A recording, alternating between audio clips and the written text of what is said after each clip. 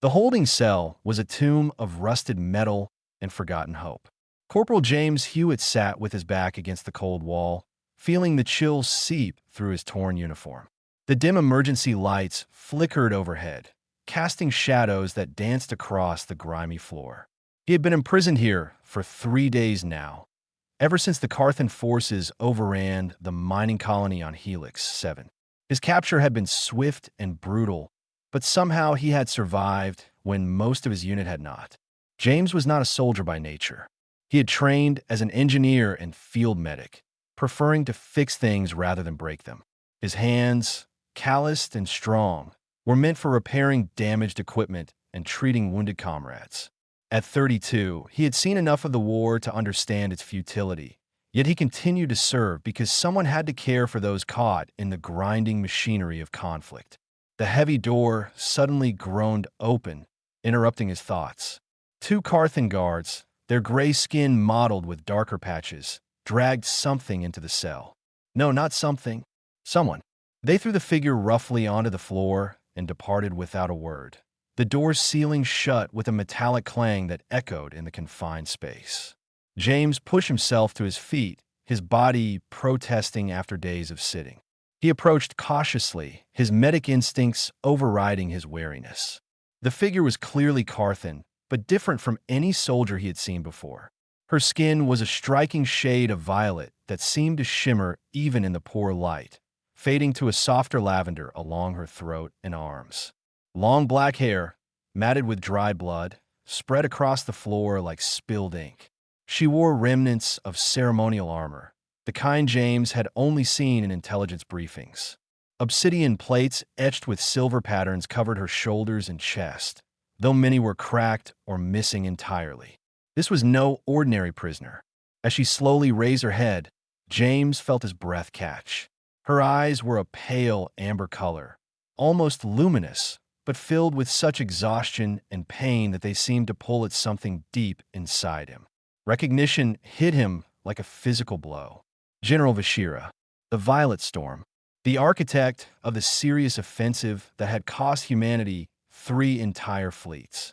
Intelligence reports said she was brilliant, merciless, and utterly devoted to the Carthan hegemony's doctrine of strength through conquest. And now she was here, collapsed on the floor of his cell, clearly dying. James could see the signs immediately. Her breathing was shallow and rapid. Her skin had lost its vibrant hue around the edges, and her hands trembled with more than just weakness. The Carthan metabolic system was notoriously demanding. Without proper nutrition, their bodies began consuming themselves within days. She had perhaps hours left before organ failure. He looked down at his hand, where he clutched the last item of value he possessed, a military ration pack, sealed and untouched. He had been saving it not out of hunger, but as a small piece of normalcy to hold onto before whatever end awaited him. The ration was designed for extended operations, packed with enough calories and nutrients to sustain a human for 2 full days. It was his last comfort, his final taste of home. Vashira's amber eyes found his face, and James saw no plea there, no begging, only a fierce pride struggling against the reality of her body's collapse. She tried to sit up, her armor scraping against the floor, but the effort cost her. She slumped back, her jaw clenched against what must have been considerable pain. James knelt beside her, the ration pack still in his hand. Up close, he could see the evidence of her capture. Burns marked her arms where energy weapons had grazed her. Dark bruises covered her throat. One of her armor plates had been driven partially into her side, creating a wound that should have been treated hours ago. She was the enemy. She had ordered attacks that killed people he knew, people he had served with.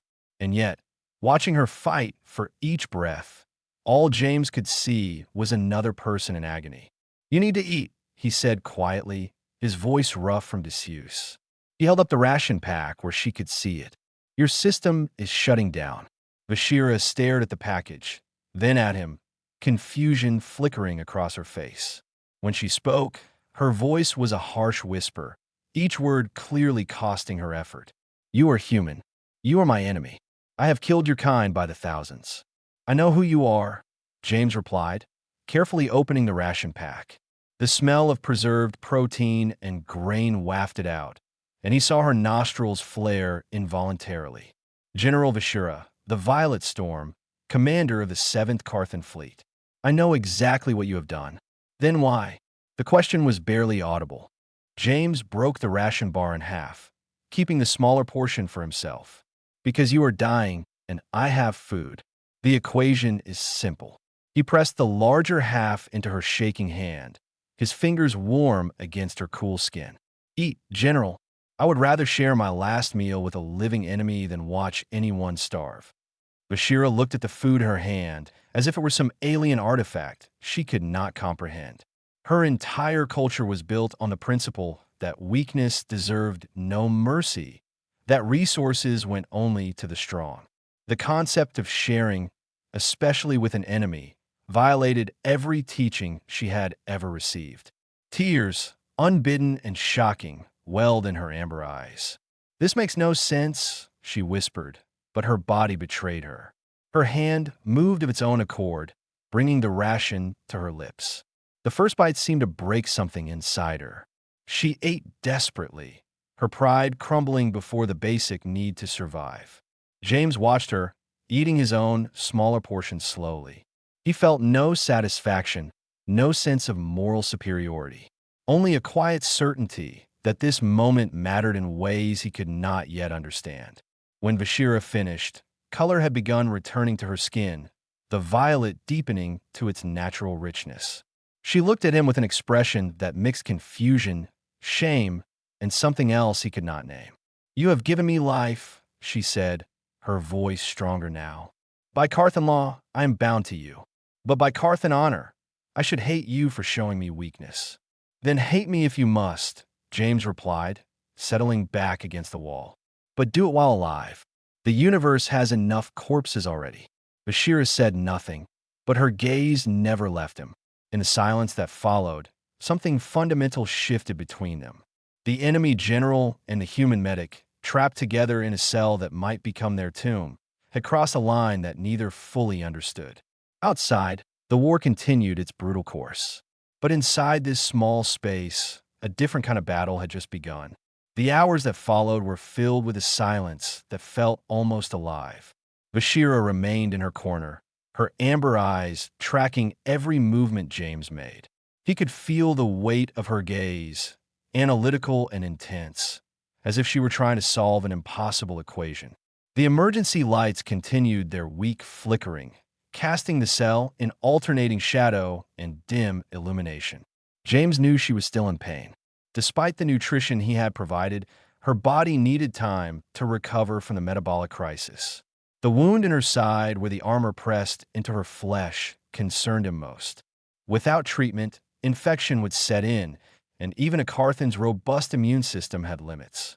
"Your armor is compromising your recovery," James finally said, breaking the silence.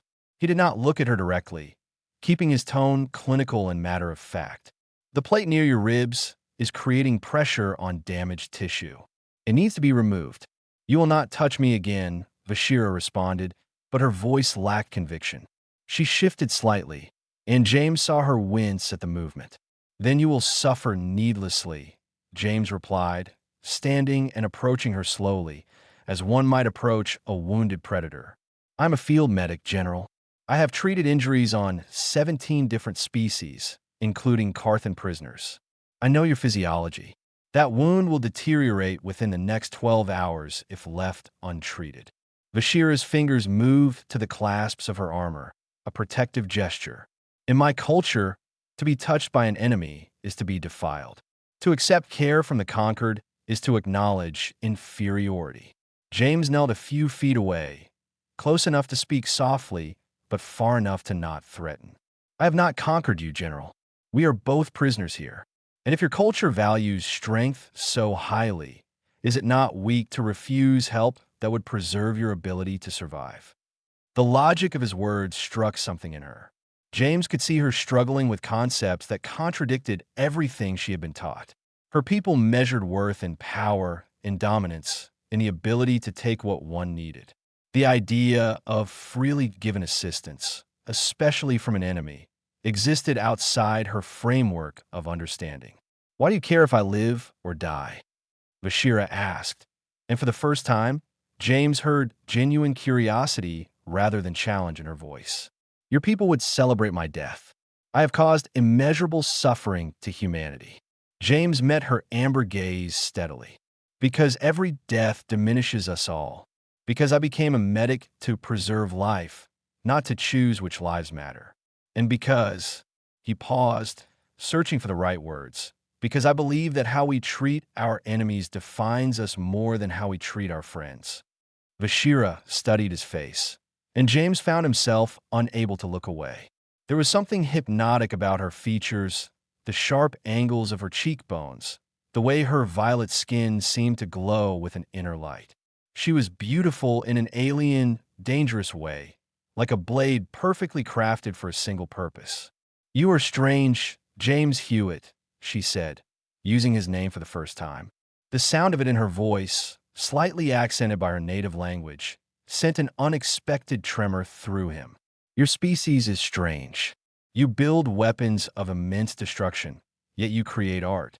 You wage war across galaxies, yet you write poetry. You are capable of such cruelty, yet you show kindness to those who deserve none. Perhaps that contradiction is our strength," James suggested. "We contain multitudes. We are not one thing or another, but everything at once." Vashira was quiet for a long moment. Then, with visible effort and clear reluctance, she reached for the clasps of her damaged armor.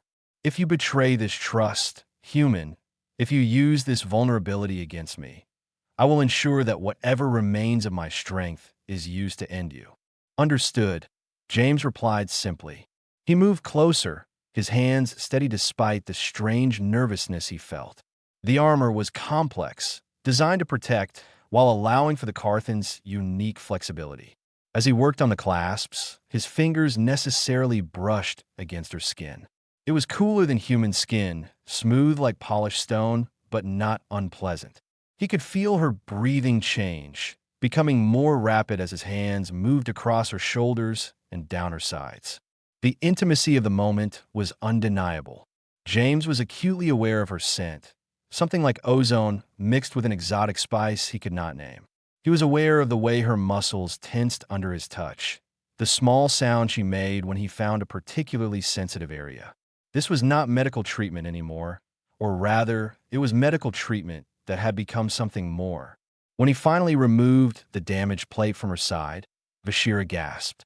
The wound beneath was worse than James had feared. The metal had created a deep bruise that had begun to necrotize at the edges. He needed to clean it, but he had no supplies, no antiseptic, nothing but his hands and his knowledge. "This will hurt," he warned, before using a torn piece of his uniform sleeve, dampened with condensation from the cell walls, to gently clean the wound. Vashira gritted her teeth, her hand suddenly gripping his forearm with surprising strength. Her fingers dug into his flesh, but James did not pull away. He worked methodically, removing damaged tissue as carefully as he could with limited resources. Vashira's breathing became ragged, not just from pain, but from something else. The physical contact, the care, the vulnerability, it was overwhelming her emotional defenses. Tears streamed down her face, violet-tinged and alien, but tears nonetheless. "Why are you crying, General?" James asked softly, pausing in his work. "I do not know," she admitted, her voice breaking. "I have endured torture without tears. I have lost comrades without shedding moisture. But this kindness, it unmakes me in ways that pain never could." James resumed his careful cleaning, his touches gentle as he could manage. "Perhaps because pain is familiar to you. But compassion, true compassion without expectation of return, that is foreign territory." When he finished, the wound looked better, though still serious. Without proper medical supplies, infection remained a risk, but he had done what he could. As he started to pull back, Vashira's hand remained on his forearm, holding him in place. "Stay," she whispered. It was not a command, but a request, vulnerable and almost desperate. "I do not wish to be alone with these feelings I cannot name." James settled beside her, closer than was strictly necessary. Their shoulders nearly touched, the warmth of his body a contrast to her cooler temperature. "What are you feeling?" he asked. Vashira was silent for so long that James thought she would not answer. Then, haltingly, she began to speak.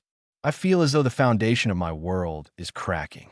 Everything I was taught, everything I believed about strength and weakness, about enemies and allies, it no longer makes sense. You should be weak, James Hewitt. You are a prisoner with no resources, no power, no future. Yet you possess something I lack, something I cannot conquer or take by force." "What is that?" James asked, though he thought he knew. "The ability to choose kindness even when it costs you everything," Vashira replied. She turned to look at him, and in the dim light, her amber eyes seemed to hold entire galaxies. "I have taken worlds. I have commanded fleets. I have been called brilliant and feared across star systems. But I have never once chosen to give rather than take, to nurture rather than destroy, to care for someone who could offer me nothing in return." James felt something shift in his chest, a warmth that had nothing to do with the cold cell around them. "It is not too late to learn, Vashira. Even now, even here, you can choose differently." She leaned toward him, slowly, giving him time to pull away. He did not. When her forehead touched his, the gesture was not romantic, but profoundly intimate, a Carthan sign of deep trust and connection. Her cool skin against his warm flesh created a sensation that James felt throughout his entire body. "I am afraid," Vashira admitted, her breath ghosting across his lips. "I am afraid of what I feel. I am afraid of what it means. I am afraid that if I acknowledge this, I will lose the part of myself that has kept me alive through decades of war." James raised his hand slowly, giving her every opportunity to refuse, and cupped her cheek.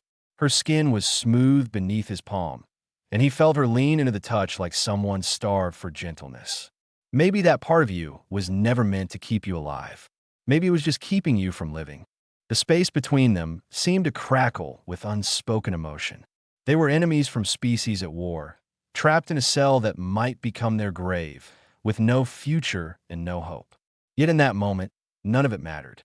What mattered was the connection forming between two souls who had found something unexpected in the darkest of places. Vashira's hand came up to cover his, her fingers intertwining with his own. "If we survive this, James Hewitt, I do not know what I will become. The general I was as dying here in this cell, killed not by weapons, but by mercy. Then perhaps something better will be born," James whispered. They remained like that, forehead to forehead, hands clasped, two beings from different worlds finding a moment of peace in their shared captivity. Outside, the war raged on, but inside, in the flickering light of a forgotten cell, something profound and fragile had begun to grow. Dawn arrived on the asteroid colony, though inside the windowless cell, time had become meaningless. James woke to find Vashira watching him, her amber eyes thoughtful and somehow softer than they had been before. They had spent the night sitting close together, sharing warmth and quiet conversation, learning about each other in ways that transcended the war that had defined their lives. James had told her about Earth, about oceans and forests, and the smell of rain on dry soil. Vashira had shared stories of her homeworld, Carthos, with its violet skies and cities that grew like crystals from the ground. They had discovered that despite their differences, they both loved music, both found peace in mathematics, both carried scars that went deeper than flesh. "My father was a warrior," Vashira had said in the deepest part of the night. "He taught me that strength was the only currency that mattered. When I showed aptitude for strategy rather than combat, he was disappointed. I spent my entire life trying to prove that intellect could be as powerful as physical might, that I could be strong in my own way. And you succeeded," James had replied. "You became one of the most feared commanders in the galaxy." "Yes," Bashira had whispered. "But at what cost? I have no friends, James. Only subordinates and enemies. I have no one who knows me, truly knows me, beyond my tactical achievements." Until now, the memory of her vulnerability, her honesty, stirred something protective in James's chest. As he watched her now in the growing light, He realized with startling clarity that what he felt had transformed into something far more complex than sympathy or curiosity. He cared for her deeply and dangerously, in a way that defied all logic and reason. The moment shattered as heavy footsteps echoed in the corridor beyond their cell. The door burst open, and 4 Carthan soldiers entered, their weapons trained on both prisoners. Behind them came an officer James did not recognize, his gray skin marked with the scarification patterns of a high-ranking executioner. "General Vashira," the officer said, his voice dripping with contempt. "The council has decreed your sentence. You failed in your mission. You allowed yourself to be captured. Such weakness cannot be tolerated. You will be executed at midday, along with the human prisoner." Vashira stood slowly, drawing herself to her full height despite her injuries. The general had returned, her posture regal and commanding even in defeat. "I accept the council's judgment," she said formally, though James saw the slight tremor in her hands. "However," the officer continued, a cruel smile twisting his features, "the council offers you one final service to the hegemony. If you personally execute the human now, your family will be spared the shame of your failure. Your bloodline will not be erased from the records. This is the only mercy you will receive." The officer pulled a blade from his belt and tossed it at Vashira's feet. It clattered on the metal floor, spinning to rest between her and James. The weapon was ceremonial, etched with Carthan symbols of honor and duty. A weapon meant for ritual killings. James felt his heart pounding, but kept his expression calm. He looked at Vashira, seeing the agony in her amber eyes, the terrible choice being forced upon her. He thought of everything they had shared, every moment of connection and understanding, and he realized that he would not make this harder for her. "It is all right," James said softly, his eyes never leaving hers. "Understand. You have to survive. Your family, your legacy, it matters more than one human medic." Vashira bent and picked up the blade, her movements mechanical. She turned to face James, the weapon held loosely in her hand. The Carthan soldiers watched with eager anticipation, waiting for the entertainment of watching a general fall so low as to become an executioner. "Do you know what the Carthan believe about death, James Hewitt?" Vashira asked, her voice steady but her eyes blazing with emotion. "No," James replied, confused by the question. "We believe that when we die, our strength passes to the one who kills us, that the warrior who takes our life absorbs our power, our knowledge, our essence." She took a step closer to him, and James could see tears streaming down her violet face. "By our traditions, if I kill you, I would gain your strength." "Then take it," James said gently. "Take whatever you need to survive this." Vashira smiled, sad and beautiful and utterly heartbreaking. "But you have already taught me, James, that true strength is not taken. It is given freely, through mercy, through compassion, through the choice to be kind, even when it costs everything." In one fluid motion, Vashira spun and threw the blade. It flew across the cell and buried itself in the throat of the officer who had delivered the execution order. The Carthan gurgled, his eyes wide with shock, before collapsing to the floor. Chaos erupted. The soldiers raised their weapons, but Vashira was already moving. Despite her injuries, despite her weakened state, the general who had commanded fleets moved with deadly precision. She disarmed the nearest soldier with a strike to his wrist, caught his falling weapon, and fired in one smooth motion. 2 soldiers fell before they could react. James did not hesitate. He rushed the 3rd soldier, using his larger human build to tackle the Carthan to the ground. They struggled, but James's training kicked in. He found the pressure point at the base of the soldier's skull and applied force until the Carthan went limp. The 4th soldier had Vashira in his sights, his finger tightening on the trigger. James shouted a warning, but he was too far away. Time seemed to slow as he watched the weapon discharge, the energy bolt screaming toward Vashira. She twisted impossibly fast, but the bolt caught her shoulder. She stumbled, and James saw the pain flash across her face. But she did not fall. Instead, she fired her own weapon, and the last soldier collapsed. The cell fell silent except for their ragged breathing. 4 Carthan bodies lay scattered across the floor, and the corridor beyond was empty. They had moments, perhaps minutes, before reinforcements arrived. James rushed to Vashira, catching her as she finally allowed herself to stumble. The wound in her shoulder was serious, the energy burn going deep into the muscle. "Why did you do that?" he demanded, his voice rough with emotion. "You could have saved yourself, saved your family." Vashira looked up at him, her face pale, but her eyes fierce. "Because you show me that there are things more important than survival. You gave me food when you had nothing. You tended my wounds when I was your enemy. You offered me kindness when the world had only ever given me cruelty." She raised her uninjured hand to his face, her cool fingers tracing his jaw. "You taught me what it means to be truly strong, James Hewitt, and I could not betray that lesson, even to save my own life." James pulled her close, his arms wrapping around her as gently as he could manage given her injuries. "We need to move. We need to find a way off this station." "There's a maintenance shaft 3 corridors west," Vashira said, her strategic mind already working despite her pain. "It leads to the docking bay. If we can reach a ship before the alarm spreads fully, we might escape."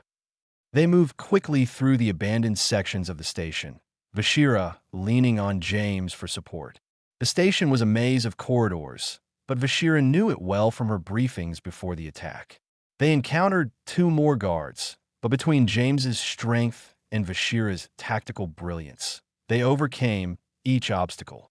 Finally, they reached the docking bay. A small scout ship sat in the nearest berth, its systems running on standby. It was Carthan design, which meant Vashira could pilot it, but it would only hold 2 passengers. As they boarded, alarms finally began to blare throughout the station. They had been discovered. James sealed the airlock while Vashira dropped into the pilot's seat, her fingers flying across controls despite the pain in her shoulder. "Where will we go?" James asked as the ship's engines roared to life. "Neither of our peoples will accept us now. You have betrayed the hegemony, and I have escaped with their most wanted general." Vashira guided the ship out of the bay, dodging the automated defense systems with skill born of decades of experience. Once they cleared the station's weapons range and jumped to faster-than-light speed, she finally allowed herself to relax slightly. She turned to look at James, and her expression was a mixture of fear, hope, and something deeper. "There are neutral zones," she said, "places where the war has not reached, where species from both sides trade and coexist. We could disappear there, build a new life where no one knows who we were." James moved to stand beside her chair, his hand resting on her uninjured shoulder. "A life as what? Fugitives? Outcasts?" Vashira reached up and covered his hand with her own. "A life as people who chose compassion over cruelty, who chose each other over the demands of empires that have forgotten what they fight for." She looked up at him, her amber eyes reflecting the starlight streaming through the viewport. "I do not know what the future holds, James, but I know that whatever comes, I want to face it with you." James leaned down and pressed his forehead to hers, that Carthan gesture of trust and intimacy that she had taught him. "Then we face it together, not as enemies, not as general and corporal, but as 2 people who found something worth fighting for in the darkest of places." Outside the ship, the stars stretched endlessly in all directions, full of possibility and danger. Behind them, 2 civilizations continued their pointless war, grinding themselves against each other in an endless cycle of violence and revenge. But inside the small scout ship, hurtling through space toward an uncertain future, 2 beings from opposite sides of that conflict had discovered something that both empires had forgotten. They had discovered that mercy was stronger than conquest, that compassion could bridge any divide, and that love, true love that sees past the superficial differences of skin and culture, could flourish even in the cold vacuum of space. Vashira set the ship's course for the Meridian Expanse, a region of space where outcasts and refugees built lives beyond the reach of empires. Her hand remained clasped with James's, their fingers intertwined, Warm flesh and cool skin joined in a promise neither could put into words. They did not know if they would survive. They did not know if the war would someday catch up to them. But they knew that they had made a choice that defined them not as soldiers or enemies, but as something infinitely more important. They had chosen to be human in the truest sense of the word. They had chosen a love. And in a galaxy torn apart by hate, that choice was the most revolutionary act of all.